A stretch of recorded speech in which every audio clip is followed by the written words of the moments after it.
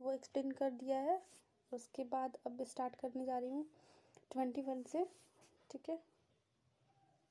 Just give me a second. तो आप लोग अपनी तैयारी अच्छे से करो और अच्छे से सारे जो नोट्स है आपके पास ऑलरेडी रिवाइज करो। एनसीईआरटी बुक को प्रेफरेंस दो और अच्छे से रिवाइज करना सब कुछ, और अच्छे से डिटेल में याद रखना है कैसे कैसे पॉइंट वाइज आपको स्टार्ट करना है आंसर्स एंड क्वेश्चंस, ठीक है। तो अभी स्टार्ट करते हैं क्वेश्चन नंबर 21, ठीक है। If anyone is having any doubt please ask in comment section, I will surely try to reply fast. Question number 21. Captcha Limited is a construction company in which all the employees learn various ways of dealing with diverse situations from their seniors. Company provided financial as well as non-financial incentives. This helped the employees to grow and develop their abilities. The organization behaves as a responsible constituent of society and always create good quality products. तो इस इतने तक पढ़ने से हमें पता चल गया कि ये ऑर्गेनाइजेशन के बारे में बता रहा है, जिस ऑर्गेनाइजेशन में जो कंपनी है वो किस तरीके से वर्क कर रही है। Organisation behaves as a responsible constituent of society and always create a good quality products. It has a positive image in the market. The training modules are excellent and the employees always try to find unique ways of providing solutions in the context of rapidly changing business environment. This has helped the organization to adjust smoothly. Identify and state the 3 points of importance of management being highlighted here. तो इस question में इसको ये जो case study है इसमें दिया हुआ है 3 मैनेजमेंट का इम्पोर्टेंस। तो उस मैनेजमेंट के इम्पोर्टेंस को आपको यहाँ पे आइडेंटिफाई करना है और उसके बाद उसको आंसर करना है, ठीक है। तो इसका आंसर इस तरीके से आप लिख सकते हैं। सबसे पहले तो आपको ये पता होना चाहिए कि कैसे आपको क्वेश्चन से आंसर को आउट करना है। तो आपको अभी दिखा होगा कि को मैनेजमेंट जो है सबसे पहले यहाँ पे क्या करे, पर्सनल गोल को अचीव कर रही है। पर जो पर्सनल ऑब्जेक्टिव है मैनेजमेंट का किसी ऑर्गेनाइजेशन का उसको अचीव करे, फिर सोसाइटी के लिए डेवलप करे क्या, और क्या करे, डायनेमिक ऑर्गेनाइजेशन को क्रिएट करिए। तो इस तरीके से इसका आंसर हम लोग लिखेंगे the importance of management highlighted here, ठीक है। फिर हम क्या करेंगे, फर्स्ट पॉइंट देंगे और लिखेंगे achieving personal objectives. A manager motivates and leads his team in such a manner that individual members are able to achieve personal goals and contributing to the overall organizational goals। तो क्या इसमें बताया है, first वाले line में ये लिखा हुआ था। नेक्स्ट है help in the development of society. The organization tries to behave as responsible constituent of society and always creates good quality products। यहाँ पे क्वालिटी प्रोडक्ट्स के बाद में बताया तो डेवलपमेंट ऑफ सोसाइटी का ऐसा लिखा है, create organizations have to function a constantly changing environment. Management helps people adapt to the changes to that organization is able to maintain a competitive edge। अगर आप कंपटीशन में रहना चाहते हैं, मार्केट में बने रहना चाहते हैं, आपको डायनेमिक ऑर्गेनाइजेशन ऐसा क्रिएट करना होगा कि आप डायनेमिक इन्वायरमेंट के साथ अपने ऑर्गेनाइजेशन को मैच कर सको, ठीक है। नेक्स्ट है क्वेश्चन नंबर 22।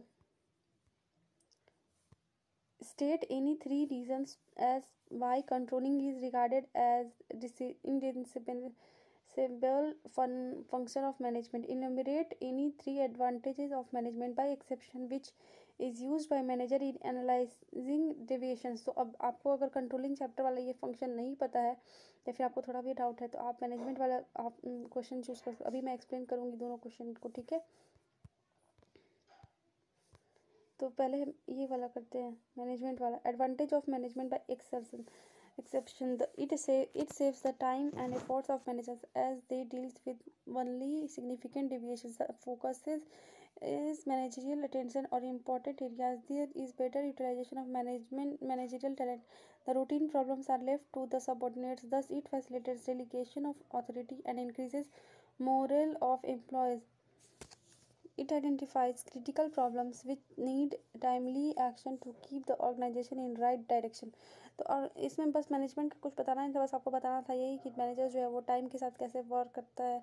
और सेकंड पॉइंट में ये बता रहा है कि आपको अपने यूटिलाइज कैसे करना है, अपने जो फोकस है वो अटेंशन देना है अपने मैनेजर को। मैनेजर जो है वो अटेंशन देगा मैनेजमेंट में, रूटीन प्रॉब्लम्स को चेक करेगा, ठीक है। अब नेक्स्ट है importance of controlling function measures progress towards the organisational goals and brings to light the deviations if any and indicates corrective actions A good control system enables management to verify whether the standards are set are accurate and objective. अगर controlling का मतलब यही है कि आप जो pre determined goals पे start किए थे और आपका जो अचीव्ड गोल्स है और अगर वो अचीव नहीं हो रहा है तो आपको करेक्टिव एक्शंस लेने होंगे, ठीक है। सेकंड पॉइंट में आपको बताना है कि आपका क्या था स्टैंडर्ड्स। थर्ड पॉइंट में ये बता रहा है कि आपको किस तरीके से आपको रिड्यूस करना है वेस्टेज को, स्पॉइलेज जो हो रहा है रिसोर्सेज का, उसे कैसे ओवरकम करना है।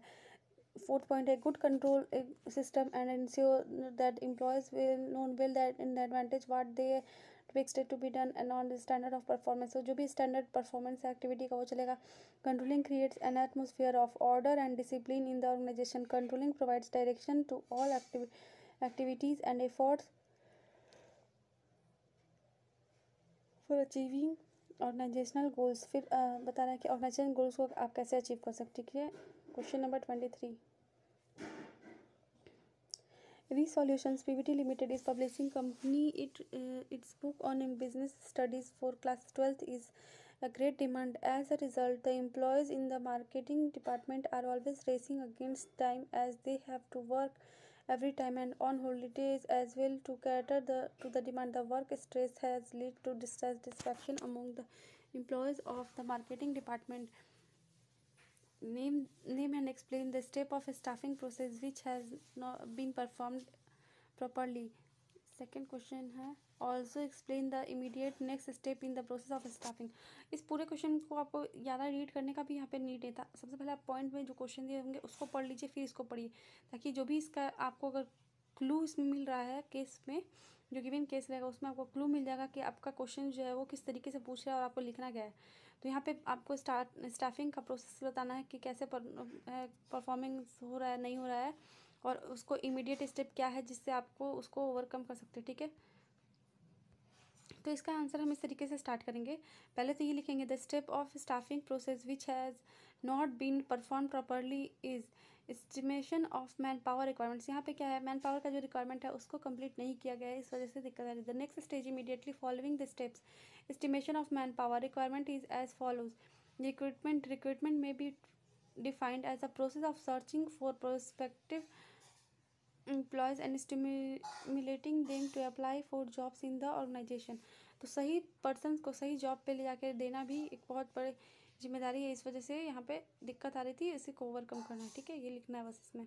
नेक्स्ट है state in 3 functions of stock exchange. अब ये बहुत ईजी क्वेश्चन है, स्टॉक एक्सचेंज का सीधा सीधा क्वेश्चन पूछा है कि फंक्शन बताना है स्टॉक एक्सचेंज का, वो लिखना है। और इधर आपको लिखना है सेकंड क्वेश्चन जो है state the first 3 steps involve in the screen based trading for buying and selling of securities. अब स्क्रीन बेस्ड ट्रेडिंग के बारे में बताना है जो बाइंग और सेलिंग के टाइम पे वर्क किया जा रहा था, ठीक है। तो इसका आंसर इस तरीके से पहले हम स्टॉक एक्सचेंज वाला लिखना है, ये तो फंक्शंस आपको याद होने चाहिए। तो देखिए पहले लिक्विडिटी और मार्केटेबिलिटी का आपको याद रखना है, तो इस तरीके से लिखना है functions of stock exchange are stock exchange provides liquidity and marketability to existing securities by creating a continuous market where securities are bought and sold. It gives them the chance to invest and disinvest. A stock exchange is a mechanism of constant valuation through which the prices of securities are determined by the market forces of demand and supply. The membership of stock exchange is well regulated and well defined according to the existing legal framework, thereby ensuring a safe and fair deal to investors in the market.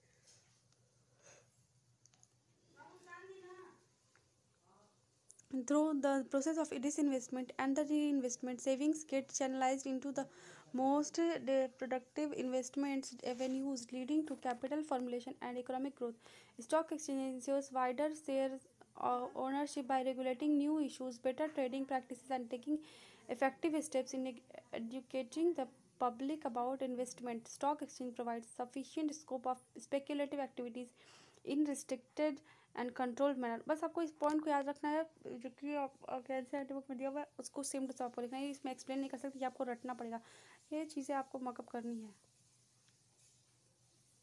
Next question था जो कि screen based trading पे था।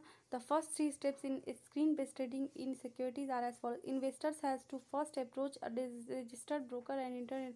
आपको बस बताना है इसमें पूरे, मैं इसको डायरेक्ट एक्सप्लेन करती हूँ क्योंकि क्या है कि ये स्क्रीन बेस्ड ट्रेडिंग है, तो इसमें आपको बस ये बताना है कि जो इन्वेस्टर है वो पहले ब्रोकर से कैसे डील करेगा, फिर ब्रोकर के पास से वो कैसे डिपॉजिटरी अकाउंट पे जाएगा, फिर डिपॉजिटरी अकाउंट से कैसे वो पैन नंबर है, अपना बैंक अकाउंट डिटेल, आधार कार्ड, रेसिडेंशियल एड्रेस, ऑक्यूपेशन, ये सब कुछ को रजिस्टर करेगा। उसके बाद जो इन्वेस्टर है वो उसको ओपन कराएगा एक डीमेट अकाउंट, और उसके बाद वो बेनिफिशियल ओनर हो जाएगा, एक डिपॉजिटरी पार्टिसिपेंट हो जाएगा उसके यूज़ के लिए।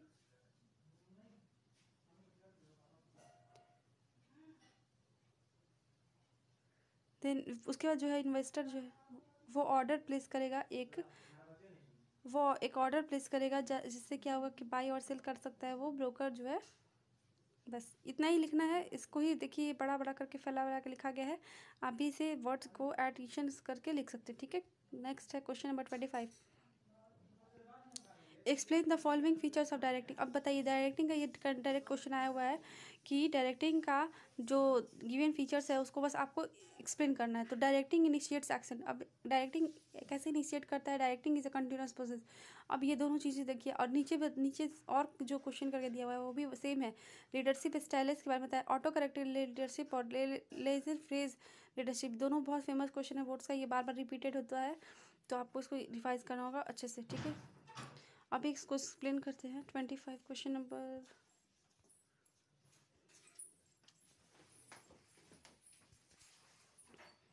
Directing initiates action. Direction is a की managerial function. A manager has to perform the function along with planning, organizing, staffing, controlling, while discharging his duties in the organization. Directing is a continuous activity. It takes throughout the life of organization, irrespective of the people occupying managerial positions. So managerial positions के बारे में बता रहा है कि कैसे आपको direction मिल सकता है प्लानिंग से, ऑर्गेनाइजिंग, स्टाफिंग एंड कंट्रोलिंग में, और उसके बाद आपको किस तरीके से पूरे ऑर्गेनाइजेशन में कैसे डायरेक्टिंग जो है वो रोल करता है, ठीक। बस यही सेम टू सेम लिखना है आपको। नेक्स्ट है लीडरशिप वाला क्वेश्चन जो था, लीडरशिप स्टाइल बताता था। Autocratic authorization style. An autocratic leader gives order and expects his subordinates to obey those orders. The leadership style is effective in getting the productivity in many situations, like in a factory where the supervisor is responsible for the production on time and has to ensure labor productivity. Quick decision making is also facilitated. Laissez faire or free rein leader. Such a leader does not believe in the use of power unless it is absolutely essential. The followers are given high degree of independence to formulate their own objective or ways to achieve them. The manager is only there to support them and supply them the required information to complete the task assigned, ठीक है। तो इसमें बस आपको same to same वही लिखना है जो उसमें दिया हुआ था। नेक्स्ट है क्वेश्चन नंबर 26। देखिए क्वेश्चन नंबर 26 क्या है। स्टेट एनी फोर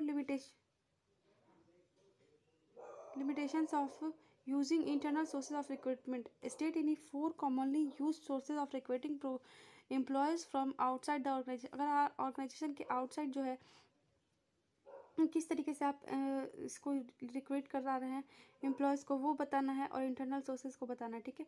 तो इसका भी ये क्वेश्चन बहुत इजी है। देखिए कैसे लिखना है इसको लिखने के लिए क्या करेंगे, लिखेंगे हम पहले।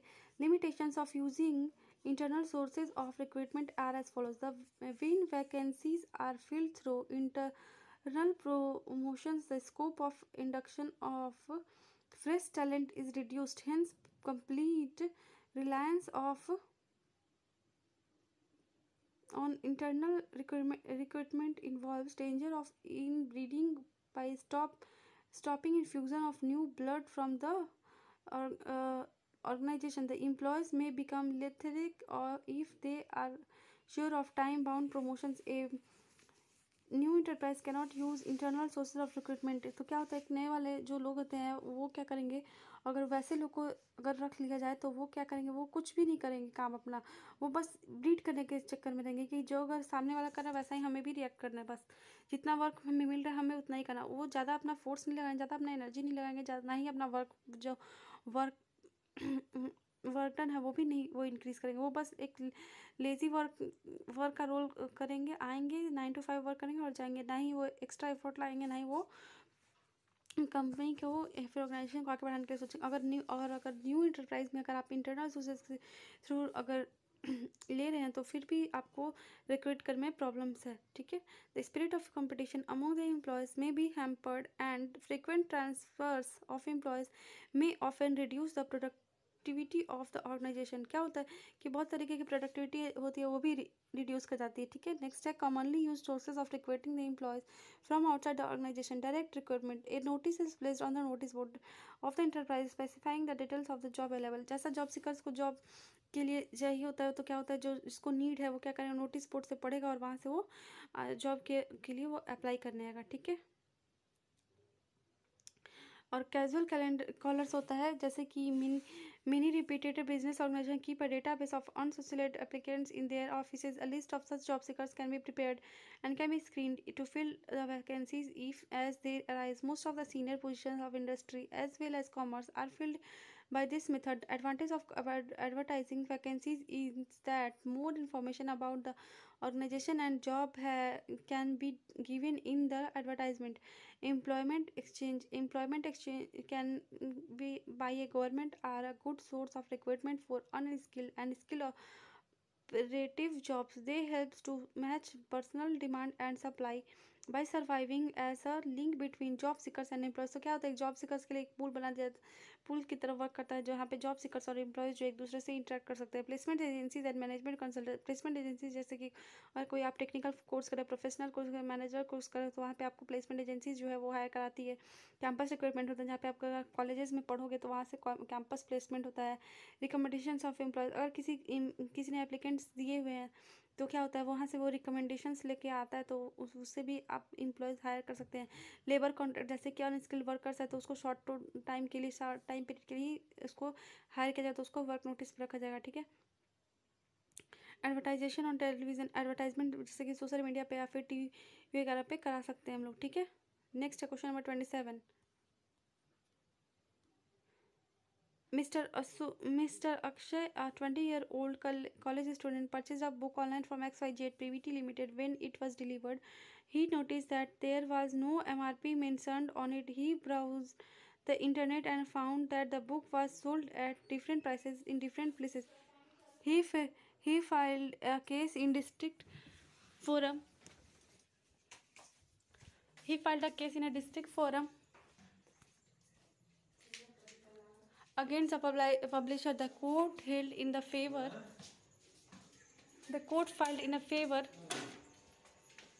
of Akshay and awarded compensation of rupees 10,000. Identify and state the consumption of consumer right violated by in the above case. Name and explain the right exercised by Mr. Akshay. तो यहाँ पे अक्षय के बारे में बताना है, ठीक है। क्वेश्चन 27 में right to be informed. Every consumer has a right to have complete information about the product or he intends to buy, including the ingredients, date of manufacture, price, quantity, directions for use, etc. Right to seek redressal. अगर आपको आप अपने product से satisfied नहीं है तो फिर आप रेडिसल भी फाइल कर सकते हैं, ठीक है।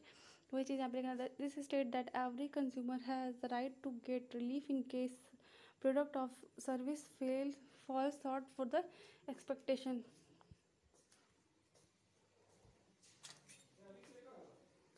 Explain the following factors. Explain the following factors affecting the dividend decision of the company: taxation policy and cash flow positions.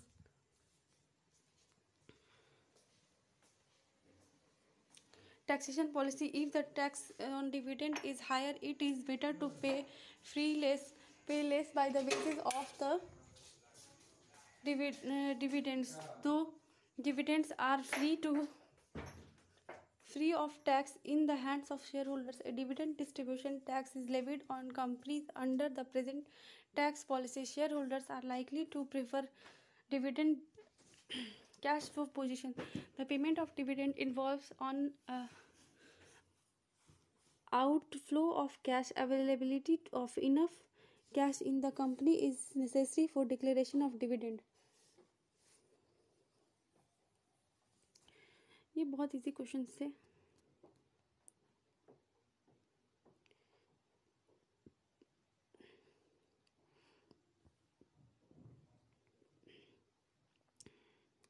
Identify and state the various elements of communication highlighted in the following cases। अब इस जो 4-5 case दिए हुए हैं उसमें कैसे communication हो रहा है वैसा बताना है। Department A has sent an encoded message to department B through internet. What is the rule of internet here. तो यहाँ पे इंटरनेट क्या है, इंटरनेट किस तरीके से वर्क कर रहा है, यही हमें बताना है। इसका आंसर हम लोग इस तरीके से लिखेंगे, बताएंगे कि वो क्या है, एक मीडियम है। तो इसका क्या लिखेंगे, एक मीडिया है, एक ऐसा media. It is a path through which encoded message is transmitted to receiver. The channel may be written form face to face, phone call, internet. ठीक है, नेक्स्ट है Madhur is making gestures so that he can send a message to Ranbir. What is Madhur doing here. तो मधुर जो है वो क्या कर रहा है, एक मैसेज सेंड कर रहा है रणधीर को। तो यहाँ पे वो किस तरीके से वर्क कर रहा है, यहाँ पे वो इनकोडिंग का काम कर रहा है। जैसे कि कोई it is a process of converting the message into communication symbols like words, pictures, gestures. ठीक है, जैसे जेस्चर्स को एक तरीके से आप मान लो एक ग्रीटिंग कार्ड वगैरह, इस तरीके से उसको सर्व कर रहा है। Randhir is trying to understand the message send by Madhur by reading is gesture. What is Randhir doing here. यहाँ पे क्या कर रहा है, डिकोड कर रहा है, जो भेजा हुआ था उसे ये डिकोड कर रहा है। देखिए यहाँ पे लिखा हुआ, it is a process of converting encoded symbols of the sender.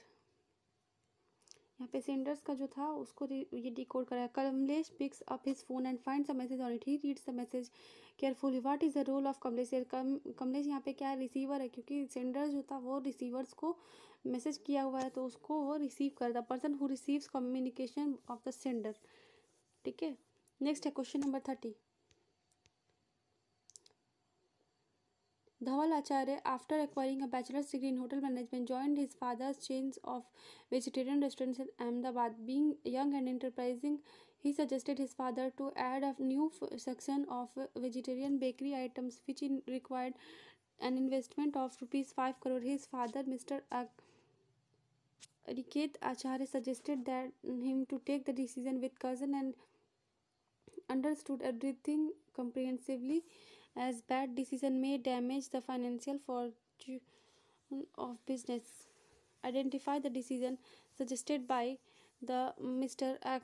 Acharya state by giving any three reasons so as they why he must have advised his son to take decision with caution। मतलब उसके आगे पीछे का future जो result है उसको देख के क्यों करना है, क्योंकि आपके पास क्या है, जो आप फ्यूचर के लिए लगा रहे हो वो क्या है, आज के टाइम पे इन्वेस्टमेंट है। तो आपके पास इतना कैपिटल जो है, आप जितना कैपिटल उसमें इन्वेस्ट कर रहे हैं उस कैपिटल को ऐसा आपको इस तरीके से उसमें मतलब इन्वेस्ट करना है, इस तरीके से उसमें प्रपोज करना है ताकि जो आपका कैपिटल है वो सही तरीके से यूज़ हो और फुल्ली यूज़ हो, एक्सटेंसिबल भी हो, तो उसको बजटिंग तरीके से यूज़ करना है। ठीक है, आफ्टर दैट आप इसका तरीका है, दो तरीके से आप लिख सकते हैं, या तो इसको पॉइंट वाइज लिखिए या तो आप इसको पैराग्राफ वे में भी लिख सकते हैं। ठीक है, मैं तो आपको प्रेफर करूँगी कि आप पैराग्राफ वगैरह में लिखें, क्योंकि ये जो पॉइंट्स है ये तो इसमें बहुत कम दिए हुए हैं, बट आपको पेपर में ना आंसर शीट में आपको 1.5 पेज, मतलब 1 to 2 पेज तो आपको लगभग इसका आंसर लिखना ही चाहिए। तो आपको थोड़ा बहुत इसका जो क्वेश्चन में दिया हुआ है कि कौन किसका बेटा है, ये क्या करके बैठा है, होटल मैनेजमेंट का कोर्स किया है, फिर पापा ने क्या लिखा, ये सब आपको स्टार्टिंग में थोड़ा बहुत लिखना है। उसके बाद आपको बताना है कि ऐसा सजेशन जो है वो क्यों दिया। तो reasons why he must be advise his decisions are, these decisions have being on the long term growth, क्योंकि वो लॉन्ग टर्म के ग्रोथ पे डिपेंड है, इस वजह से उसको ऐसा डिसीजन लेना था। They affect the future prospects of the business, future aspects पे भी जाएगा। ठीक है, तो इसको आप थोड़ा सा बड़ा बड़ा करके लिखेंगे तो आपका जो है 1.5 पेज तक या फिर 2 पेज तक जाएगा इसका आंसर। ठीक है, these decisions result in a large portion of funds being blocked in long-term projects. These investments are planned after a detailed analysis. These decisions after the returns of the firm therefore influence the overall business discompletion of the firm. These decisions once taken are not reversible without incurring heavy losses. Abandoning a project after heavy investment in costly in terms of waste of funds, क्या है फिर funds का भी wastage ना हो, ऐसा तरीके से इसको लेके चलना है, ठीक।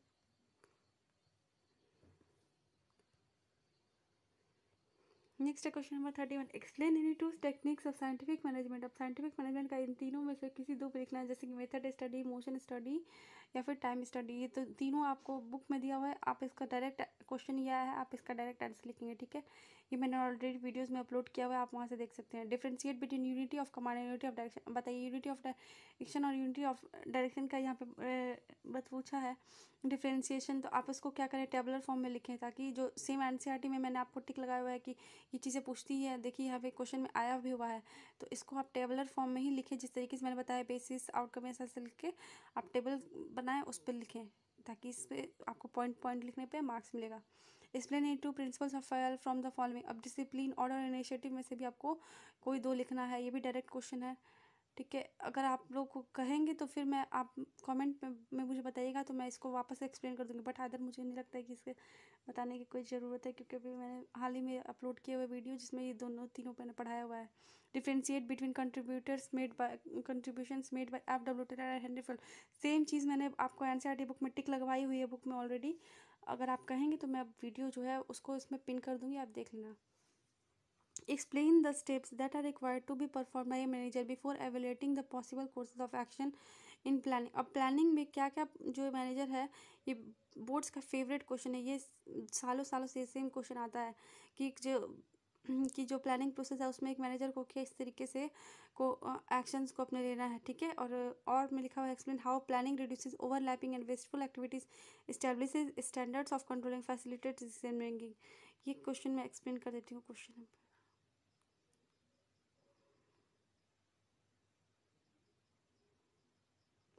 Steps in planning: setting objectives or goals specify what the organization want to achieve. They give direction to all departments and must be stated clearly। तो ये बता रहा है यही कि आपको किस तरीके से अपना जो है ऑब्जेक्टिव सेट करना है। डेवलपिंग प्रीमिसेस, किस तरीके से आपको बेस मटेरियल से आपको आगे तक एग्जिस्टिंग प्लान्स को लेकर चलना है, पास्ट इन्फॉर्मेशन को आगे बढ़ाते हुए।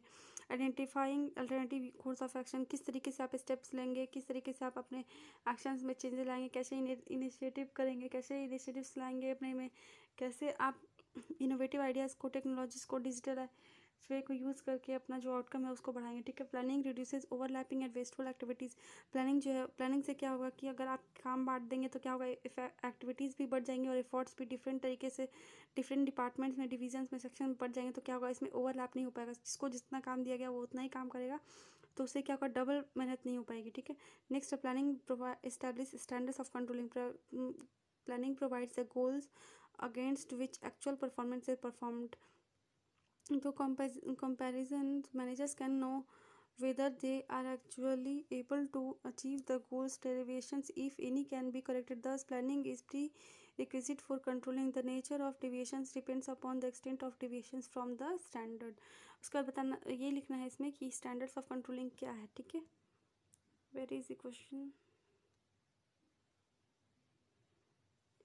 Planning facilitate decision making. और अगर आप प्लानिंग करें तो आप स्टार्टिंग से गोल सेट करेंगे और अपने जो करेक्टिव एक्शंस है उसको यूज़ करके आप क्या करेंगे, जो प्री डिटरमाइंड गोल्स है और जो आउटकम आ रहा है, आप उस दोनों को मैच करके देखेंगे कि वो सही जा रहा है कि नहीं, ठीक है। नेक्स्ट है क्वेश्चन नंबर 33। ये मस्ट है आपको। 33 और 34 दो क्वेश्चन ऐसे होते हैं जो कि आपको इस तरीके से आप लिख सकते हैं ना कि मतलब मैं क्या ही बोलूँ, इसमें दोनों क्वेश्चन का आंसर इसमें दिया होता है, बस आपको उसको थोड़ा इलेबोरेट करना है, आपको अच्छे से उसको पढ़ना है, उसका बाद उसका आंसर उसमें ही है, आपको बस समझना है। ये कॉमन सेंस वाले क्वेश्चन होते हैं। देखिए मैं पढ़ के बताती हूँ।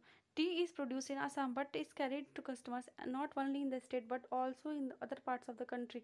मतलब टी जो है वो आसाम का ही नहीं, आसाम में प्रोड्यूस किया जा रहा है, बट क्या है, कंज्यूम किस तरीके से किया जा रहा है, अदर पार्ट्स ऑफ कंट्री, मतलब कंट्री के हर जगह जा रहा है, पूरे कंट्री में जा रहा है, हमारे पूरे इंडिया में जा रहा है। Identify and explain the function of marketing that enables the marketers to achieve goal. हम ये डायरेक्ट क्वेश्चन है कि फंक्शंस ऑफ मार्केटिंग बताना है जिससे कि अचीव गोल किया जा रहा है। Enumerate any two factors that marketers should take into consideration in order to analyse the identified needs. उसके बाद बताना है कि आइडेंटिफाई नीड्स कैसे करें, ठीक। The functions of marketing that enables the marketer to achieve its goals is transportation. यहाँ पे बता रहा है कि ट्रांसपोर्टेशन जो है वो है वो फंक्शन यहाँ पे रोल कर रहा है. It involve physical movement of goods from one place to one other. मतलब एक जगह से दूसरे जगह जहाँ पे भी जियोग्राफिकली सेपरेटेड है या फिर डिस्टेंस है बहुत ज़्यादा, वहाँ से भी प्रोडक्ट्स जो है रिसोर्सेज जो है वहाँ से भी प्रोवाइड कराए जा रहे हैं. The factors that should be taken into the consideration to analyse the market needs are nature of product, cost and location of the target market. The function of marketing that reduces gap between production and consumption of question number 2. The function of marketing that reduces the gap between production and consumption of paddy in storage is or warehousing. Due to irregular demand of supply, there may be time gap between the production of goods and their sales. Storage helps in reducing the time gap between production and consumption and provides time utility. तो क्या है, time utility को लेके चलना है. और यहाँ पे आप बताना है importance of warehousing to smooth flow of products in the market जो है वो यूज़ करना है. The protect against any unavoidable delays in the delivery और मीटिंग कंटिजेंसीज इन डिमांड. अगर डिमांड बहुत ज़्यादा है और अगर आपको इंस्टेंट में आपको सप्लाई कराना है तो अगर आपका वेयर हाउस वहाँ पे नज़दीक में होगा तो आप जो है ईजिली अवेलेबल करा देंगे. बस ये इसमें लिखना है, बहुत ईजी क्वेश्चन है. देखिए इसका क्वेश्चन का जो आंसर है वो क्वेश्चन यहाँ पे दिया हुआ था, केस स्टडी उसमें ही था, बस आपको इसको समझ के लिखना था. ठीक है. Last question for today. Diligent developers of a website design company in Bangalore as is a startup initiative of Mr. Maniraj which aims at achieving a profit marketing of 10% in its first year. Mr. Maniraj appointed Mr. Advait as a digital marketing head. तो digital marketing head इसको ले जाए. Mr. Kans को backend department administrator headed as a graphic design marketer. Since each of the specialized अलग अलग जिसके पास skill है उसको अलग अलग तरीके से कोऑर्डिनेट किया गया है. ठीक है. However, the problems arise when Advait started considering group objectives superior to organization objectives. अब ग्रुप एक्टिविटी को ज़्यादा इंपॉर्टेंस दे रहा है ऑर्गेनाइजेशन के ऑब्जेक्टिव से. And stop exchanging the information with.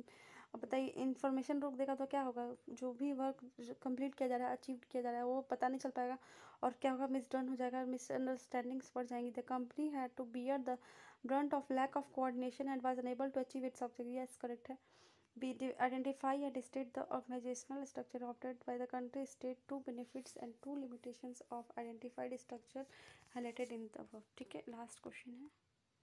The organization structure adopted by diligent developers in functional structure is functional structure in the organization designed that the group similar is और related groups together. एक साथ जैसे work करने वाले को एक जगह रखना है. ठीक है. बेनिफिट्स ऑफ फंक्शनल स्ट्रक्चर बताना है कि ऑक्यूपेशनल स्पेशलाइजेशन किस तरीके से होगा, कंट्रोल एंड कोऑर्डिनेशन किस तरीके से, और स्किल लिमिटेशन में बस ये बताना है कि ओवरऑल जो एम्फेसिस आपका इंटरप्राइज है वो अचीव नहीं कर पा रहा है. और क्यों नहीं अचीव कर रहा है, क्योंकि लैक ऑफ कोऑर्डिनेशन चल रही है. ठीक है. तो आज के लिए इतना ही. अगर आपको ये वीडियो पसंद है तो please like subscribe to my channel and share also to your friends. और अगर आपको ऐसी वीडियो देखनी है और मैं कल लाऊंगी, और एक मैराथन के लिए मैं प्लान कर रही हूँ जो कि 3 to 4 आवर्स का हो, जिसमें पार्ट बी के सारे चैप्टर्स को मैं 3 to 4 आवर्स में कवर करने का प्लान कर रही हूँ और जल्दी उसको अपलोड करूँगी. अप टू संडे मैं उसको अपडेट कर दूँगी. ओके. Thanks for watching.